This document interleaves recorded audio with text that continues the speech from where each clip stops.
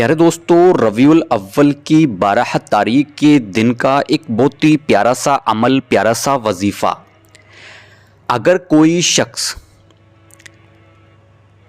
ربیع الاول کی 12 تاریخ، 13 تاریخ اور 14 تاریخ کو عشاء کی نماز کے بعد قرآن کریم کے اس پیارے سے کلام کو پڑھ لیا کرتا ہے تو اس کو پڑھنے سے اس کے زندگی کے تمام جائز مقصد پورے ہوں گے، زندگی کی تمام جائز خواہشات پوری ہوں گی، اللہ تبارک تعالیٰ سے جو مانگے گا حاصل ہوگا، کیونکہ یہ دعا روزی روزگار میں برکت کے لیے بہت ہی افضل دعا ہے۔ پیارے دوستو، ربیع الاول کا مہینہ بہت ہی فضیلت، برکت اور رحمت والا مہینہ ہے۔ ربیع الاول کا مہینہ بہت ہی متبرک، فضیلت والا مہینہ ہے۔ اسی برگزیدہ مہینے میں آپ مدنی آقا حضور نبی کریم صلی اللہ تعالی علیہ وسلم دنیا میں تشریف لائے۔ تو پیارے دوستو، ہم جیسے گناہ گاروں کو تو چاہیے کہ ہم لوگ اس بابرکت مہینے میں زیادہ سے زیادہ عبادت کریں، قرآن پاک پڑھیں، کلمہ شریف پڑھیں، اللہ تبارک تعالیٰ سے اپنے گناہوں کی توبہ کریں۔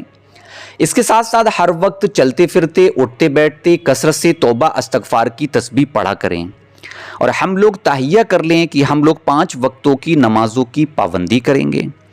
ہر نماز کے بعد آپ لوگ وہیں جانماز پہ بیٹھ جایا کریں، جانماز پہ بیٹھنے کے بعد ایک تسبیح توبہ استغفار کی پڑھ لیا کریں، ایک تسبیح درود پاک کی پڑھا کریں، اس کے بعد اللہ تبارک تعالیٰ کی بارگاہ میں دعا کیا کریں۔ پیارے دوستو، یہ جو ہمارا عنوان ہے، جو ہمارا وظیفہ ہے، یہ وظیفہ ربیع الاول کی 12 تاریخ، ربیع الاول کی 13 تاریخ اور ربیع الاول کی 14 تاریخ، یعنی 3 دن کا وظیفہ ہے۔ 3 دن آپ لوگوں کو اس وظیفے کو نماز عشاء کے بعد کرنا ہوگا، یعنی کہ سب سے پہلے آپ لوگ عشاء کی نماز مکمل طریقے سے ادا کریں، اس کے بعد ہی آپ لوگ اس پیارے سے وظیفے کو، اس پیارے سے عنوان کو کریں۔ سب سے پہلے جانتے ہیں اس عمل کو کرنے کی فضیلتیں کیا ہیں، اس عمل کو کرنے سے ہم لوگوں کو کیا کیا حاصل ہوگا۔ پیارے دوستو، آج کے اس دور میں ہر ایک انسان پریشان ہے، جس کو دیکھا جائے کسی نہ کسی پریشانی میں گھرا ہوا ہے۔ ہمارے حالات ایسے ہو جایا کرتے ہیں کہ ہم لوگ اپنی پریشانی کسی کو بتا بھی نہیں پاتے۔ کوئی شخص رزق کی وجہ سے پریشان ہے کہ اس کے رزق میں برکت نہیں ہوتی، اس کے دکان میں برکت نہیں ہوتی، یا وہ شخص مال و دولت تو بہت کماتا ہے لیکن پیسہ ادھر آتا ہے ادھر ختم ہو جایا کرتا ہے۔ بعض لوگ قرض کے بوجھ کے تلے دبے ہوئے ہیں، اس وجہ سے پریشان رہا کرتے ہیں کہ قرض ادا نہیں ہو رہا ہے، قرضدار ان کے گھروں پر چکر لگا رہے ہیں۔ کچھ لوگ جادو ٹونا، نظر بد، حسد کی وجہ سے پریشان ہیں کہ ان کی زندگی اچھی خاصی چل رہی تھی، کسی نے ان پر جادو ٹونا کر دیا، نظر بد کے شکار ہو گئے۔ اکثر ان کے گھر میں کوئی نہ کوئی شخص بیمار رہنے لگا، اس وجہ سے اکثر زندگی پریشانیوں میں گزرنے لگی، یا پھر وہ اپنی زندگی میں جو بھی کام شروع کیا کرتے ہیں وہ کام رک جایا کرتا ہے، رکا ہوا کام کبھی پورا نہیں ہوا کرتا۔ بہن بیٹیاں اس وجہ سے پریشان ہیں کہ اچھے رشتے نہیں مل رہے، کہیں سے رشتے نہیں آ رہے، شادی نہیں ہو رہی ہے، شادیوں میں رکاوٹیں پیش آ رہی ہیں۔ تو پیارے دوستو، آپ لوگوں کو بالکل بھی پریشان ہونے کی ضرورت نہیں ہے۔